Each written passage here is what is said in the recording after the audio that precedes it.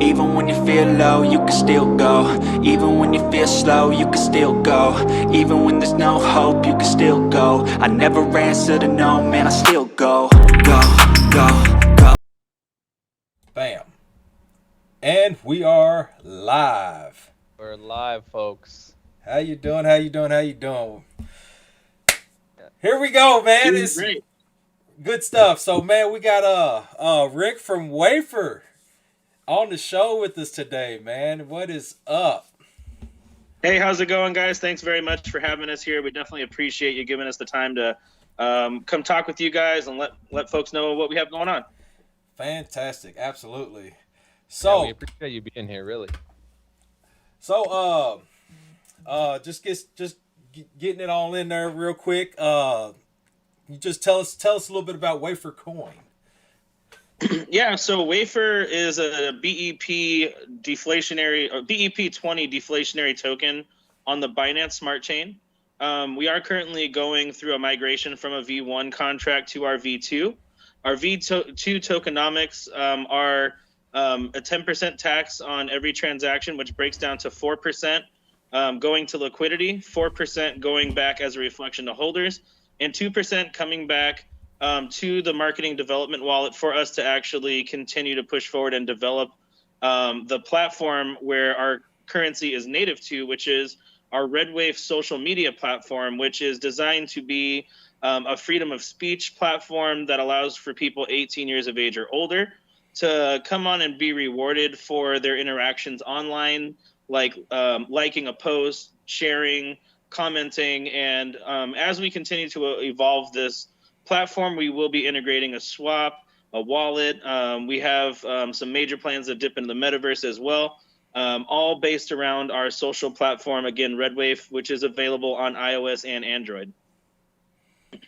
Wow, that was a mouthful Yes. right That is right. it, Yeah, man. it's funny too, because when people say, "Oh, can you describe Wafer?" Well, there's so much that we have going on and so much more that we're doing. Not only for the crypto space, but we know we're developing software for other, I guess you can say, not as sexy, if you will, like not like when you think NFTs, you think art. We're thinking about document management systems and how can we apply that in an enterprise level to start mass adoption through businesses and things. So, we kind of look at it through a different scope. And again, this is just the beginning for us. That's awesome. Man. Oh, I like yes. to hear that. Tell us a little bit about your role at Wave and how you got involved. Yeah. That backstory. So the backstory is I've actually gotten to crypto back in 2014, 2015. I got really interested in Ripple XRP protocol because of its banking implementation and its speed and network, and it just really fascinated me. So it caused me to do a lot more research, and obviously through investing and understanding how the crypto world starts to work and what to look for in good projects, I realized there's a big need for a decentralized social media platform that is easy to use, and you don't have to be crypto savvy to be a part of it. You can be just a completely new person, come in doing exactly what you're doing and earning Wafer without really realizing it. So we're trying to make it where it's as easy as possible for people to adopt and use crypto through this means and others. But yeah, it basically came about as well for it to be a freedom of speech platform, because I am frequently banned on Facebook for posting things. And we got to a point where we started to create REDWAIF out of, for me, it was a necessity, right? Like I was cut off from my friends, my family, my business, like all kinds of stuff, because I got banned for 30 days. So, Yeah. It's putting livelihoods at risk. It's putting, me being able to communicate with certain people at risk. And, I felt it's a part of my duty as a citizen to give people a free space to express themselves. And that includes through crypto. So we believe that the First Amendment extends not just to art and your right to protest and, to be able to say what you want to say, but how you also want to express yourself via the blockchain. So if you want to mint an NFT, if you want to create a token, if you want to do any number of these things, we want to be able to provide that place for people to go where they don't have to fear censorship or any kind of, missing context for this or what have you. Back to the days of when the internet was pure, right? When you can share, and people took it with a grain of salt because common sense was applied.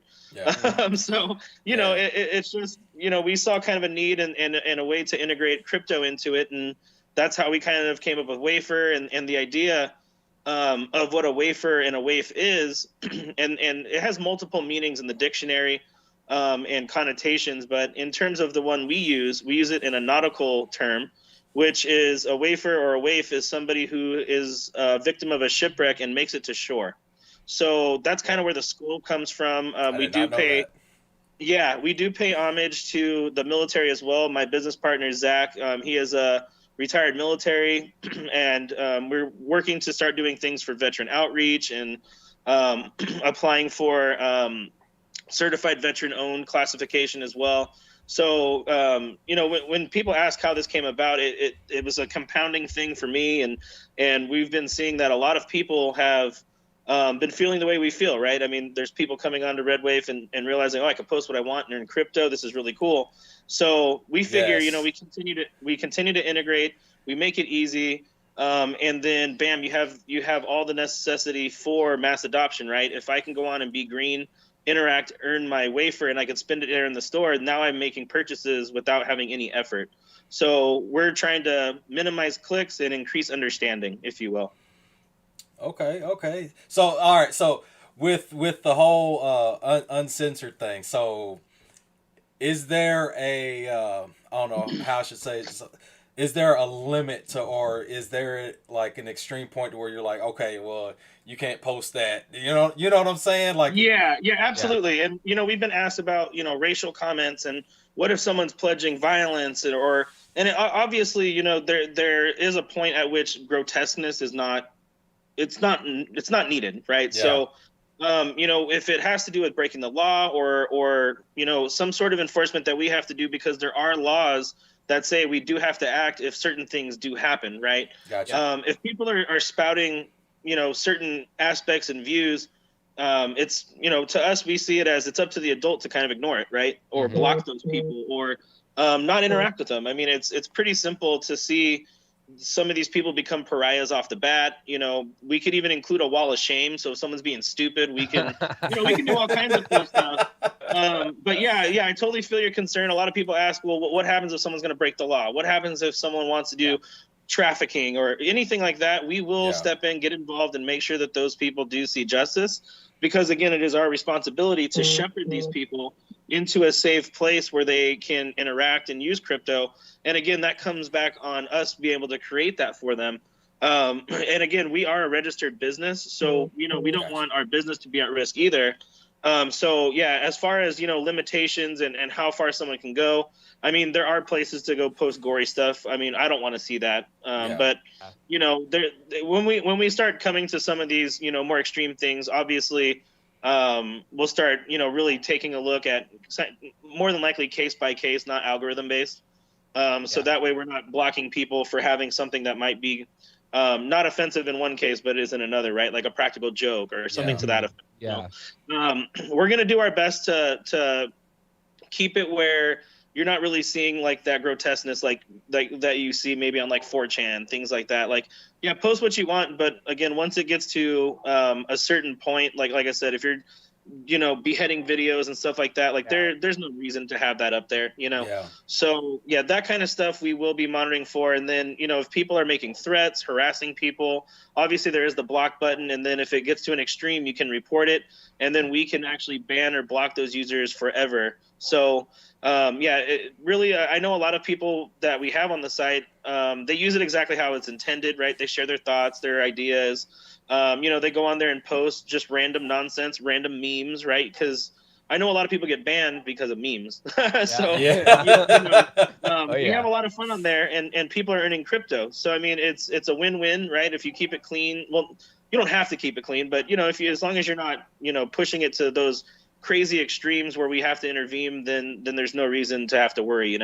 Got you. Yeah, absolutely. Yeah, there's a TV show called Startup. I don't know if you've seen it, but it's about this girl who like basically comes up with a whole crypto network, and it's completely anonymous and all this sort of stuff. And that's like becomes a huge issue in the show where they're having like people, terrorist organizations, child sex traffickers on their network, and they're like put in a place where, you know, the FBI is like knocking down their door, like, hey, you have to do something about this and all that. So it's an interesting topic because it's like, how far is too far, right? Like, Exactly. you know, people get banned over a stupid meme. That is obviously too much censorship. People get banned over a political view. That's obviously too much censorship.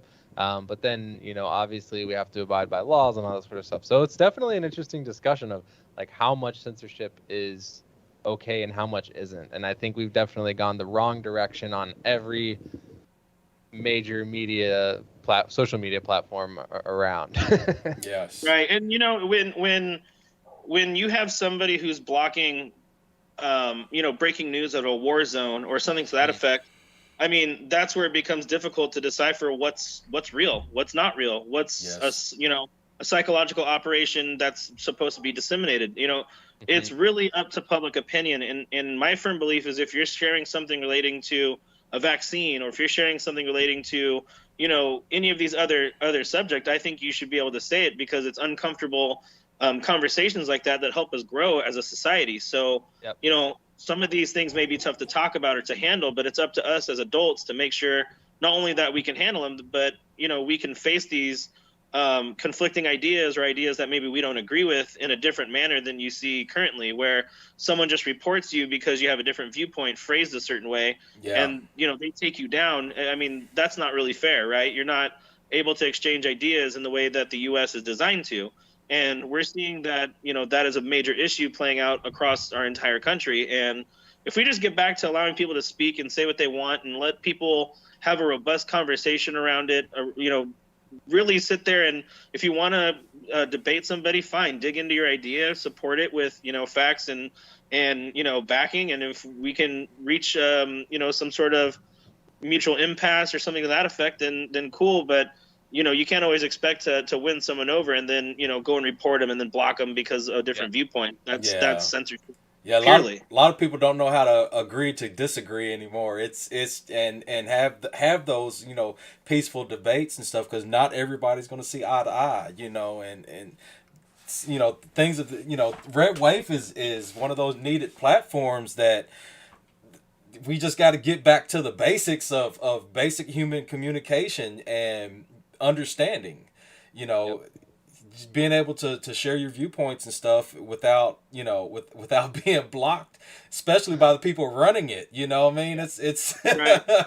You know, and I know for sure there are topics like the Palestinian people and the plight that they're going through. I know, you know, when stuff is shared regarding Palestine and the struggle that they're going through, they're normally censored as well. So, you know, a lot of those people from the Middle East are finding refuge in our system, allowing them to share information about their community and other things. So it's pretty fascinating because you're able to see an uncensored view of some of these parts of the world where, you know, some of what they say can get them in some trouble. Yeah, absolutely. Absolutely. I love it. So I was curious, did you say that you guys are going to be manually monitoring those types of things, or is it going to be automated? So right now, it is manual since we're small. Yeah, we will start. Yeah, we will start moving into a more automated process where it'll go through, you know, oh, it was flagged for whatever, and then I know that they have like a dispute process on Facebook, but I think that's automated too. Yeah, so and if it's wrong, you can't fight it. It's a whole mess. Exactly. I've tried fighting them over and over again, and it never gets me anywhere. I'm actually banned right now on Facebook for 10 more days. For posting like nothing. It was ridiculous. I typed 3 words out, and now I'm banned for, you know, 30 or whatever. Yeah. So I don't know. It's crazy. And then, you know, it's the whole cancel culture that, you know, a joke that was acceptable, you know, 10 years ago, they pulled it up from 10 years ago, and now you're banned again. Right, exactly. You know, I was getting banned for stuff that I posted in 2014, 2013. Wow. You know, 2012, like, oh, this had missing context and we're catching up. So I think the way that obviously it's a work in progress, and we haven't really decided on a system for that yet. But the way I've kind of envisioned it, since it is, you know, something that we are going to have to address, obviously, over time, would be, obviously, if it's flagged, it has to go manually to somebody to really see context, right? Because I hate getting missing context or what have you, but I would like it to not have to get to that point, right? I'd like to just have people just ignore what they don't want to see, block it, be an adult about it, right? Like we're giving people the opportunity to be adults here, and we're just hoping people use it in that capacity. Yeah. So like the people monitoring, do they have like a specific like yeah, I mean, because I know if you may see something that upsets you,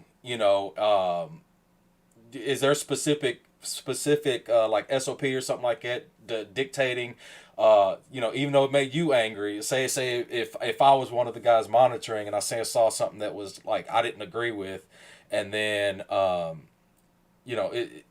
is there there's a difference between agreeing with it and meeting what the standard is, right? Yeah, yeah. So, do you have a standardized? So if it meets the threshold of grotesque, to me, that's the threshold, right? Okay. Where grotesqueness is very easy to spot, right? It's violence. It's anything that is portraying some sort of harm to somebody or something. It's threatening. These are things to that, again, when you're associating a word, when you say grotesque, it's like, yeah, those things would be considered grotesque to most people, right? Reasonable people. If you come to me and say, oh, so and so said something in disagreement in kind of a mild tone about somebody, let it fly, because at the end of the day, we're not there to police what you say and how you say it. We're there to police whether or not you're threatening somebody. If you're putting content out that is, like we've described, grotesque in some way, or breaking the law. Obviously, those things I don't want on the platform. People, know there's other places to do that. And, we've had people ask, what about, 18 plus content, adult content? We're kind of at this point playing that portion by ear. Obviously, we want to make it safe for everybody. And, we are looking at how we can, improve the timelines, so that way if people do post that kind of stuff, maybe it gets separated out via algorithms, something to that effect. So we're working on all kinds of solutions for some of these other issues that maybe come up as well, like I said. So again, it is a work in progress. As we continue to move forward, we'll be making improvements, like I said, and cleaning up some of that stuff as well. Yeah. So how do you handle I guess in a case of like cyberbullying, because I know that's a big issue nowadays. Not exactly threats, but if you gotta, like, say somebody gets reported for constantly getting harassed by another user. So we are willing to actually ban people if their demeanor, or if they're like completely out of control, if they're continuously doing something, and we obviously can see a pattern on the back end of continuous harassment, or if we see something to that effect, we are not afraid to blacklist and ban those people. So that way we're not having a toxic environment, because the last thing I want is for someone to come onto my platform and feel like they're being targeted for something by someone anonymously through the web, So again, if it gets out of hand, obviously this is all going to be case by case, and depending on how it actually is panning out, because everyone's been in spats online, where it's I'm gonna blah blah blah you and so on and so forth, but it doesn't go anywhere past that. But if they are in your inbox and there's other communications that are happening that we're not seeing, or that you bring to our attention, of course we want to address that and keep you safe. Yeah, absolutely. Is there this is probably a stupid question, is there a block feature where you can just block someone that's doing that? Yeah, absolutely. There's block features. There's we're going to be putting in also like options of like things you want to see like coming in the near future. So like let's say it's related to marketing or crypto or whatever, you can pick the topics you want to see. Everything else can be filtered out.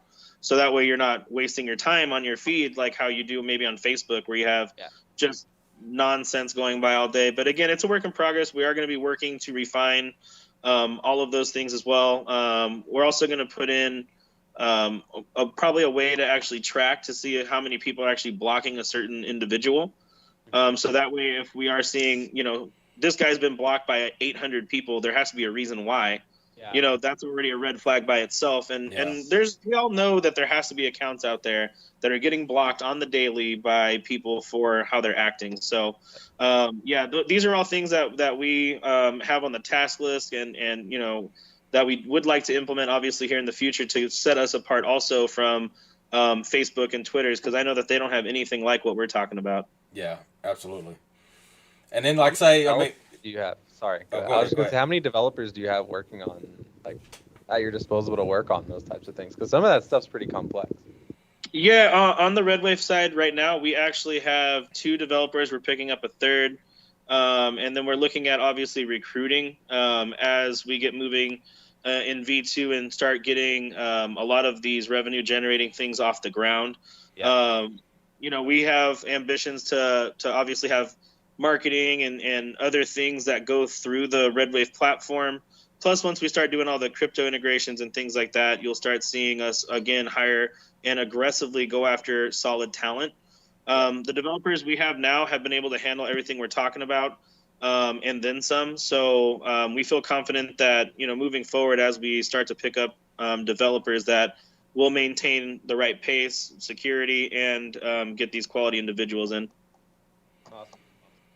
Yeah, so because I was just reading that you guys are expected to do all those updates and upgrades to the REDWAIF itself. Do you have a timeline of when you're expecting that new version to roll out? Not at the moment. We are actually currently focused on V2 migration and building out more use case for the token. So we're kind of going back and forth. We build up REDWAIF to a certain point, and then once we get to where the token development starts to really need to happen, that's where we are now, right? That's why we're going to the V2, so we can start the development phase and the architecture and things like that of the swap, the wallet, how the marketplace will look in the future, and then in terms of what that looks like. Obviously, once V2 is done and we start really opening up the trading for V2, then we will start focusing and shifting our attention back onto REDWAIF to start doing the integrations for the wallet we have in production, and then the integrations directly into REDWAIF itself. So it's all kind of fluid right now, because we have to build things accordingly so that way they fit into REDWAIF and vice versa. So it's been an interesting challenge, and it's been great to see that our developers can handle it. Yeah, absolutely. Fantastic. So speaking of the migration, which I've already migrated my tokens over, so Awesome. it was a Good to hear. pretty seamless thing to do.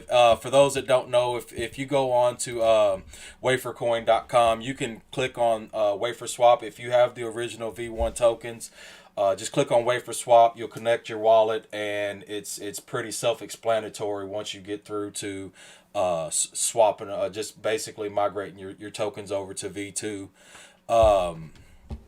When will the do you have a closed date on when the V2 migration, well, like when you're going to close it? So what we're looking at right now is how many tokens because when you look at the BSC scan, you'll see the number 1 wallet is the deployer wallet with like 1.3 quad or something like that. We're going to do a 1 quad burn, so obviously that's all going to change coming up here. But in terms of the second wallet we put, it was the migration platform. We put 650 T in there. It's right now down to about 244 T in there, plus minus. I haven't checked it in a little while, so it might be less. But we're waiting until we reach a certain threshold of tokens, total number of tokens moved, before we start looking at pulling LP from V1, stuff like that. So in terms of how long people will have to migrate, on our FAQs, we put about 60 days. Obviously, the V1 token is at a 99% right now. So, buying V1 isn't really feasible. I think it'll actually error you out because you obviously have the 99 tax plus slippage. Yes.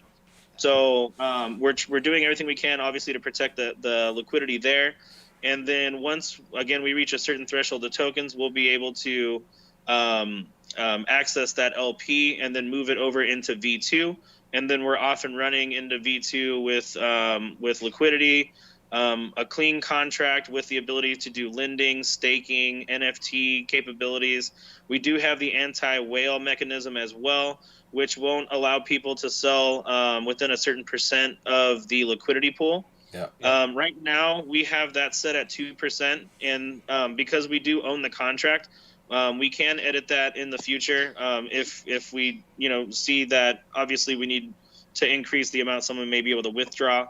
Because I know 2% can be a little scary, but we want to make sure that during the beginning and continuing on with the token that no one is trying to dump on us. Yes. So, it's for the benefit of all holders. It's for the benefit, obviously, of the liquidity pool and everyone moving over. And it's a move that we've seen other tokens use. And obviously, it's worked out really well to help not only protect the holders, but obviously keep the charts looking healthy as well, so people aren't under the impression that, oh, hey, we had a rug pull, or someone sold 50K, but there's not a whole lot of new volume coming in. You know what I mean? Things like that can really affect a project long term. So we were really focused on how we can protect people and have it build and be positive, if you will. So we've worked very hard on being able to deliver this not only in a timely manner, but in the safest possible way. And this has been so far the best way that we've found. We know on V2 right now, if you go there and look, obviously because we haven't done the burn and a couple other things, it looks like the charts, have spiked, but that's because we did encounter, it looked like about 4 bots bought, but because we only put like $1 or $2 in liquidity in there, they weren't able to buy hardly anything. And the price impact and all that stuff we're going to be working on coming up here when we start injecting LP as well. Okay, yeah. Because I seen that earlier when y'all made that announcement. I was like, what? And I went to look and I seen this big spike and then a big dip, and I was like, there's only like $34 in liquidity right now. And we did that to protect everything. A lot of people don't know, like when you're actually performing a migration, you do have to have the live contract in order to complete the migration platform that we built out and be able to set and configure everything.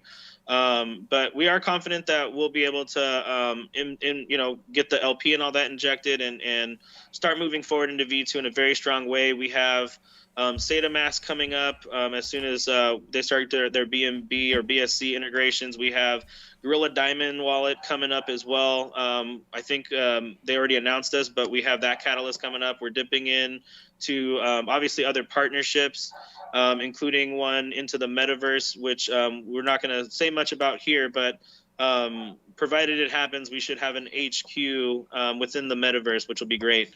So you're going to start seeing some big motion out of us. And we want to really quick say thank you to all of our holders and everyone that's been a part of the community and been so supportive and understanding during obviously our learning periods and understanding, we're not always perfect, right, on the dev side. And we just want to let you guys know we're going to continue to deliver. We're not going anywhere. I'm definitely not.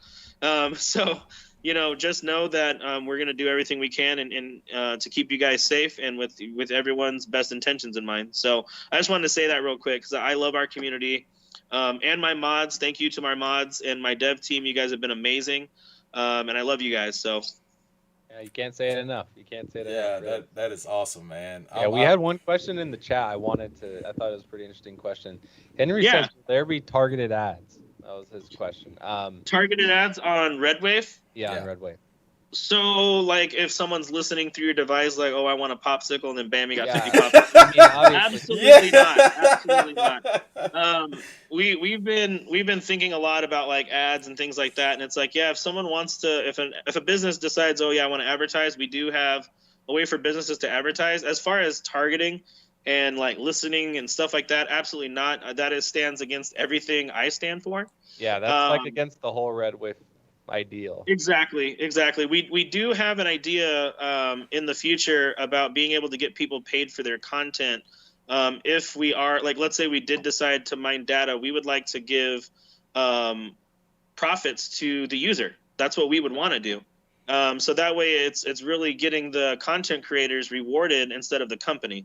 Yeah. So, if we can achieve that, that would be the only kind of advertising or what have you would be to have you come on and be a part of that. You know what I mean? So in terms of listening through speakers and things like that, absolutely not. We will not do that. That's like I said, that goes against everything I stand for. That's actually why I hate Facebook. It's because I tried to break their algorithm, right? where I'll share everything and nothing all at the same time. Yeah. So they don't know how to target me, right? So I'm getting random ads for nonsense, and then when they're listening in to my conversations, I'm getting other ads. So it's really weird. My feed on Facebook has gotten ridiculous, to say the least. And then they just ban you because they're like, we don't know how to market to you. So Yeah, you're yeah. just banned.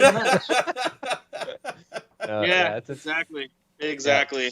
But I think you could do something along the lines of, right, if you go the advertisement route, right, where in the same way where you said you could ask people, you know, what they're interested in, then you could target them with ads based on that, right? Because it's like, if you're giving me, like, if you decide to allow, you know, adult content and you're giving me ads for an adult content website, that's really going to turn me off. But if I, you know, selected as I signed up that I'm only interested in like crypto finance in the military or whatever, you know, then if you only show me ads to that, then we're cool. You know what I mean? Yeah. My whole philosophy is in terms of like those corporatized videos and ads like that. I absolutely hate them. So chances are you will not see that out of REDWAIF probably ever.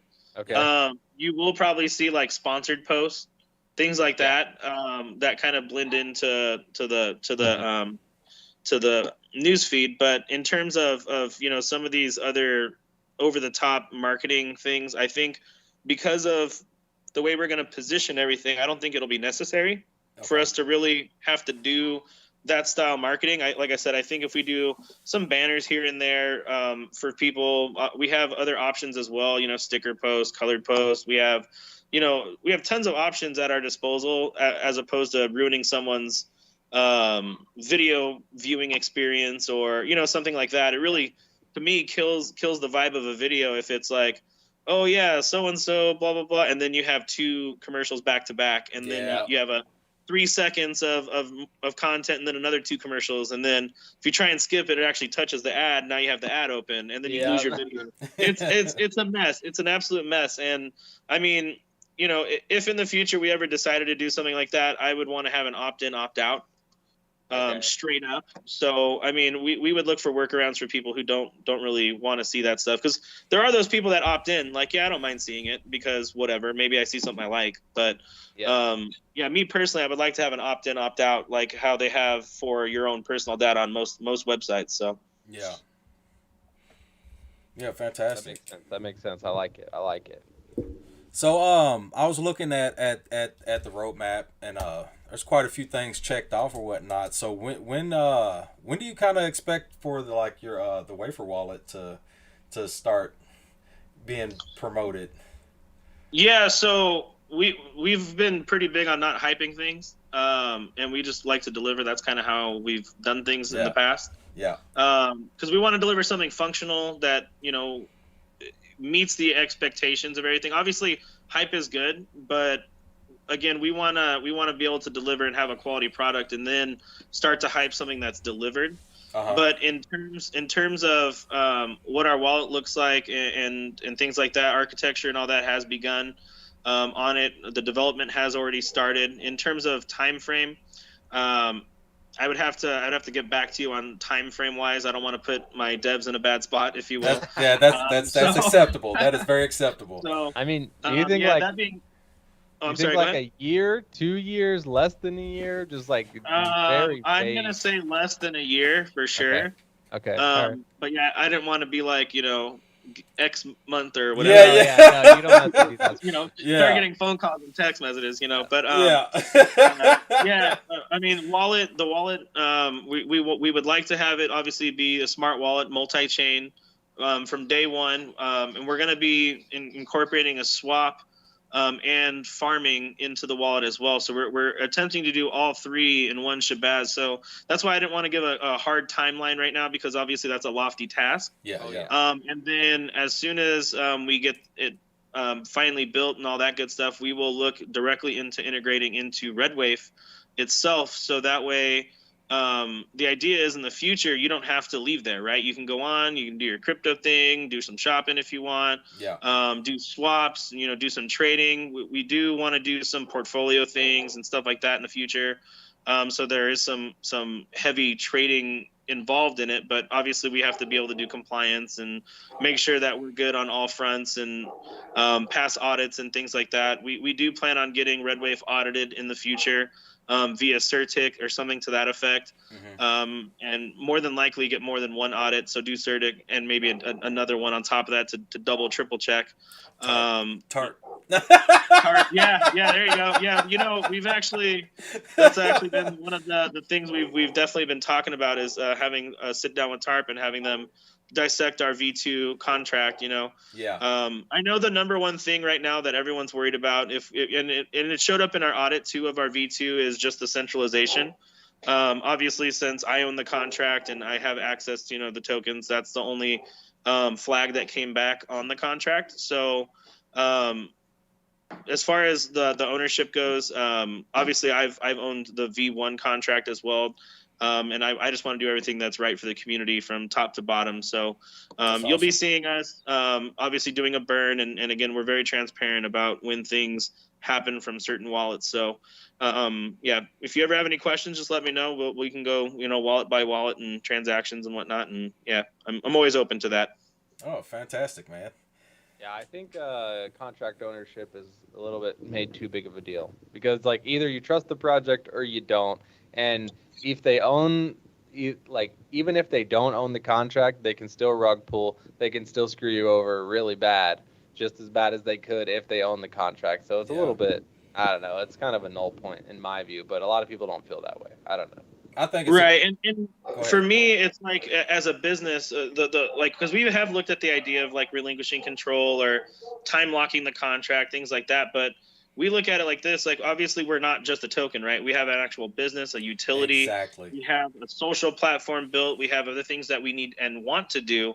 So, you know, having access to, you know, relinquishing access to my contract would be almost insanity because we don't know if in the future we need to add a bridge. Or if we need to add something else that'll be detrimental or like really important to how our business operates. So we want to be able to be nimble. And I think that's going to be obviously huge for us to be able to take on these Facebooks and Twitters. So that way, you know, if they're doing something, yeah, we're doing that plus all this. Yeah. And, you know, when you look at everything that's going on with Facebook and these social media platforms, we've actually come out in a time with the kind of, I guess you could say, niche or the idea that I believe will help us actually move past or actually overtake some of these guys in the future. Facebook already got in trouble for their own cryptocurrency, and the I don't know if you guys have seen, but, you know, regulatory bodies have stepped in. He's not really doing it anymore for Diem, I believe it was.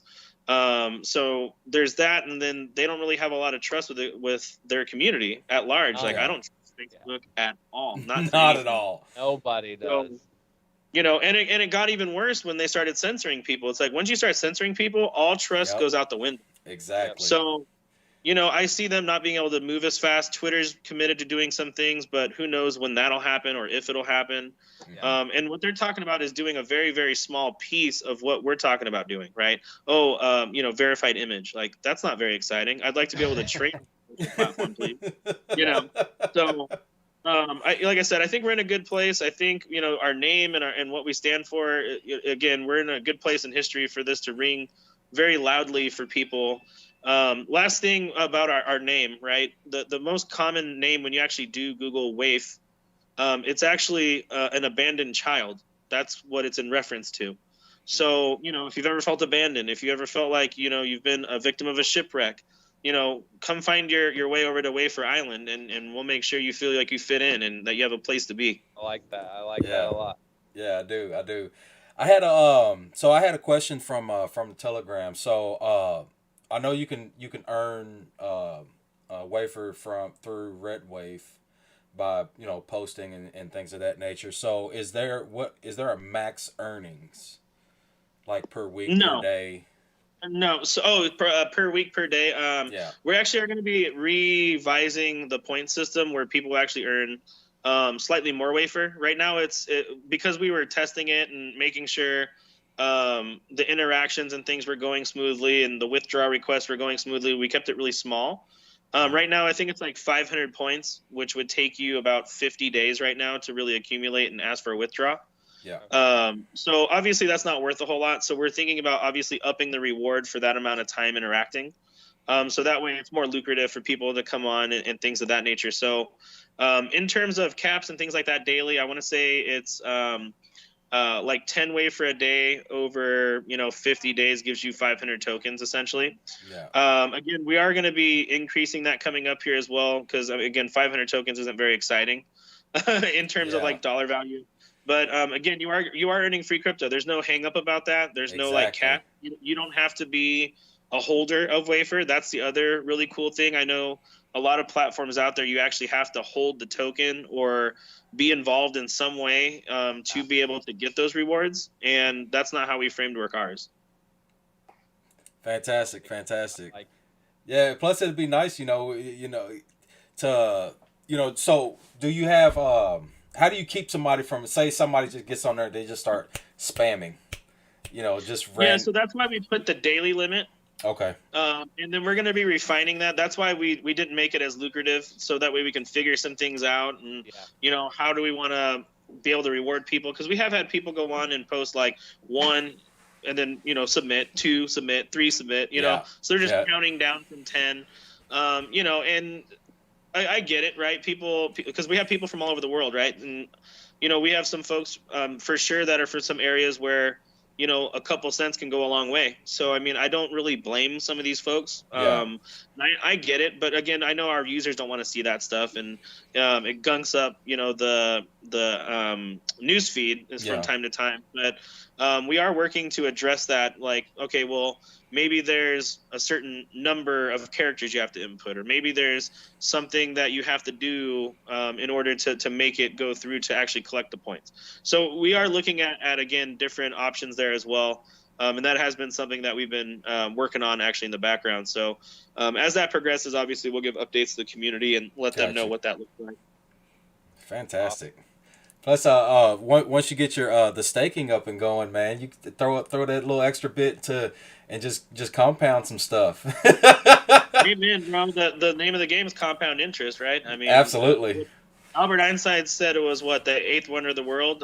He who doesn't understand it pays it. He who does earns it. Yep. Albert Einstein's the man for that one. Absolutely, man. That is awesome, man. It's a lot of great information, dude. Thank you, man. Thank you so much.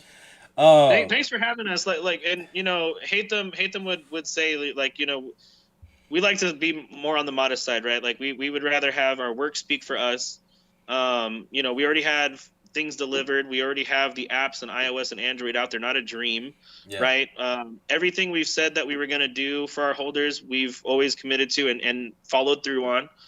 So that's one thing I've always prided ourselves. We've always prided ourselves on as a development staff and mods is we always try to deliver on everything. So if you guys ever come over to the Wafer community or come over to REDWAIF, you'll be able to experience everything that we're talking about here today. We do have a couple other things on the horizon, which are going to be very exciting. We did have, and I'll drop you a little nugget real quick. We did have our ADA widget at the very beginning of our project. We are going through a revamp of that widget itself. So essentially what that widget does is it allows for people who are handicapped to access websites, right? Okay. So when they click on it, it'll read to them, it'll translate, it'll highlight things and things of that nature. And that will be something that we will be pushing forward and building an enterprise sales business essentially through there, where we approach businesses and we get them the widget, and we mint their accessibility statement onto the blockchain showing they're compliant. So that way, if anyone ever if they ever have an issue or anything like that, they can actually pull that up right on the blockchain. It's stored, time stamped, and ready to go. So that's something that's in our back pocket that we haven't really been talking too much about, but I do know that it should be coming up on delivery soon. I don't want to give a hard date or anything like that, but as soon as it is, you'll be seeing us obviously donating that to good causes as well, and doing some things that benefit people. I don't know if you guys are aware, but the reason I'm passionate about the ADA part and getting accessibility to those who are visually impaired is because I'm actually blind in one eye. So, Oh wow, I did not know you know, that. yeah, so it's sometimes it's hard for me to navigate websites, or it's a little hard for me to see because maybe it's bright or flashing, or this or the other's happening. So to be able to have that tool really helps. So it's something that I'm looking forward to getting back involved with and rolling out. And I know our community definitely love that about us. So I can't wait to get back to more of our roots when we start doing that again. That's awesome, man. Yeah, awesome. that's good stuff, man. I mean, things of that nature, man, just warm my heart, man. When people are, just doing stuff to, just going out of their way to help, those in need, to help those that yeah. Oh man, I'm all fluttered.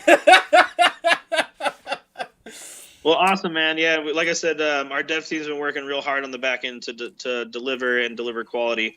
Like I said, that means a lot that when you said the migration platform worked very smoothly, very easy, that's what we like to hear. And that means a lot to us. And I'll definitely take that feedback back to the development team as well, letting them know that obviously people have well received what they've built. Yeah, absolutely. And I even saw it in the chat in a few places. People were saying, "Yeah, Matt, shout to Matt." It was smooth as butter. Yeah. Actually, they said smooth as hell, but I think butter's a better word. Yeah.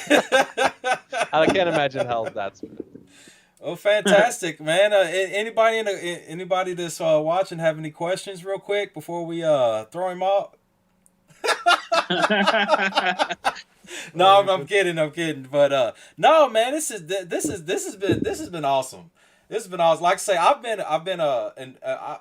been an investor myself since you guys announced that you were going on Sata Mask, and I was like, man, I mean, something's got to be up with them, man. So I checked you guys out. I became an investor, and I'm not mad. Hey, and we appreciate that, because we know it's not always sunshine and rainbows every single time, right? Like there's always ups and downs and things like that. But,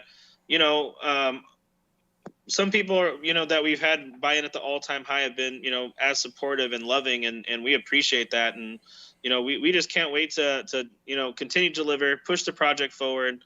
And, obviously when it comes to chart, we'd love to eat some zeros and really show the community, not only that we're driving forward with marketing and continuing to improve, but bringing on new blood, new investors, finding new marketing opportunities. So V2 is going to allow us to do a lot of this stuff. Again, with that 2% coming back in for marketing, that's going to be huge for us to be able to actually push forward. I don't know if you're aware, but we've done everything that you see here with no budget, like nothing. So Wow. We've had a lot of help from the mods, as far as, helping with marketing materials and getting things out. So again, shout out to the moderators for the sacrifices you guys have made and the help that you guys have given us. Obviously I can't express enough how much that means as just a normal guy, having these guys really step up and help us out. And, it means a lot, and I can't wait to be able to give back and show them, obviously, that we really care and we love them as well. So that's awesome, man. That's awesome. That is very awesome, man. That's insane. You've done all this with no budget. I can't wait to see what you do with the budget. I know, right? Yeah, I know, right? And that's the thing, right? Is like, we wanted to make sure that everyone knew, like, we always reinvest in the business, like always. And that's been our philosophy from day one. Like whatever happens, whatever's going on, we got to be able to do this out of our own pockets, or as much as we can. Obviously, launching a social media site is very expensive, turns out. Yes. All that back end development costs, all that stuff came out of our pockets alone on that end. And, it's obviously it's rewarding. But, sometimes I think people forget, we're people too. And, we work and push as hard as we can to deliver and continue to push things forward. But, with all the stuff coming out, I'm confident that we'll be able to deliver more apps, more use case, and of course, always deliver, right? Yeah. Yep. That's awesome. Under promise, over deliver. Yeah. Oh, yeah. But yeah, it's and that's one thing we're big on is trying to educate people, especially like new investors, man. Bringing projects like yours on to get you guys a little bit more exposure, especially to a lot of the new guys in guys and girls in crypto, because it's projects like this that gives hope, because you're going to be around for a very long time. This ain't no pumped up, and the people that left, they just don't understand that. But the people that's still been around and are still waiting for you guys to come out with more amazing products, we're the ones that are rooting for you, because we understand the hard work and the dedication and what you guys are piecing together to this is it's awesome stuff, man. Yeah, and I want to give a shout out to our community for really holding strong. Our community has been unbreakable. And let me just tell you that it means a lot to us to have them, just be on our side and understand that things take time. That, when we said that we were putting a hold on marketing to get some stuff right, clean things up, get V2 in order, there was no animosity, there was no anger. It was all love and support. So, we just want to say thank you again to everyone that's holding and been supporting us for, understanding that we had to, make sure everything was good to go before we started pushing and putting the spotlight on us and, making sure we have something that we can be proud of. So, again, we appreciate each and every one of you guys from the bottom of our hearts. Thank you. Hey, brother, preach. Right. This is awesome stuff, man. Well, man, I know time is money, and you guys are busy, so I didn't want to take too much of your time, man. I really appreciate the time that you gave us, and you got big things going on, man. I really appreciate the opportunity for you coming on here and speaking with us for a little bit. Yeah, absolutely. Yeah, not a problem. And again, I appreciate you guys, hosting the space and giving us a place to come and, express ourselves and talk to new holders and potential buyers and educate them as well on what we have going on. And you guys should definitely come join REDWAIF. I mean, I'm already on it. There you go. Be a part of the first wave, and as again we grow, you will see apps coming out. You know how Facebook has other app suites, like Facebook put out Instagram and all these other things. We'll just be on the lookout. We will be releasing something comparable to or trying to rival. So just be on the lookout for things because again, we're going to be launching apps. You see, those are secret nuggets you just got. Right? The Easter egg. Coming. Yeah, it's like the cutscene at the very end of the movie, right? If you stay all the way to the end. Yeah. After the credits. Well, fantastic, anyway, man. I appreciate you coming out here and everybody who has been watching with us. If you haven't, please hit the like and subscribe. It helps us out a lot. Yeah, absolutely. Thank you. Yes, like and subscribe for more content, man. Because we're gonna keep trying to bring you awesome projects like Waifer, and so thank you for coming, Rick. I really appreciate it. Yeah, thanks, guys. Again, we appreciate it. Just another shout out to the mod team, the dev team, and our glorious community. Thank you, guys. Look forward to doing this again with you. Fantastic. Yes, sir. Thank you, brother. See ya. Thank you.